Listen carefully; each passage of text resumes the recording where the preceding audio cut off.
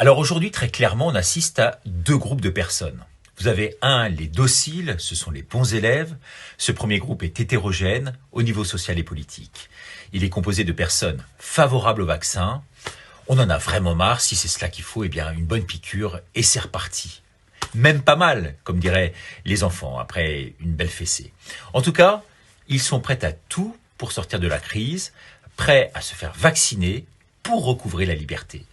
Ces personnes croient sans hésitation aux messages relayés aujourd'hui par les médias, les mainstream. Elles mettent le masque encore plus que la normale, que ne l'exige la règle. Bientôt, pour faire l'amour. Elles acceptent toutes les mesures gouvernementales, même celles assorties de privations les plus fondamentales, je dirais, de leurs droits et de leur liberté. Pour elles, ce gouvernement fait le job, en tout cas il fait tout son possible, il n'est pas du tout mal intentionné. On pourrait presque leur demander de marcher à quatre pattes pour échapper au Covid. Eh bien, ils le feraient volontiers. C'est comme si leur cerveau avait été débranché, dit le docteur Frédéric Badel, psychiatre, dans un poste dont je m'inspire.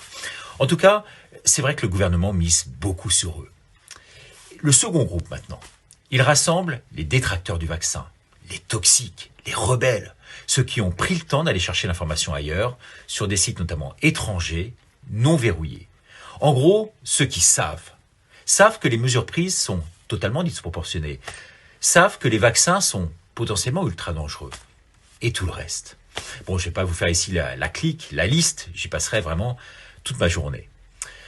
Mais figurez-vous que ces personnes, contrairement à ce qu'on nous fait croire, notamment par la caricature, seraient prêtes à consentir quand même à certains sacrifices, comme mettre un masque, par exemple, dans les supermarchés.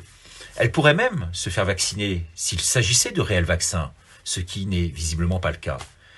Ces personnes connaissent également la dangerosité du virus, mais dénoncent avant tout l'intrusion toujours croissante de l'État dans leur quotidien et leur vie privée. On les appelle les complotistes. Vous le voyez, il y a d'un côté les croyants, ceux qui croient peut-être trop facilement à la parole officielle, et puis de l'autre, les sachants. Mais aujourd'hui, à mon grand désespoir, il n'y a plus aucun lien, de passerelle, de discours possible entre ces deux camps, de groupes, de camps. C'est le mur de la peur, le mur de la honte érigé par ce gouvernement. Ces deux groupes sont figés, ils sont radicalisés, ils sont immobilisés dans leurs effectifs.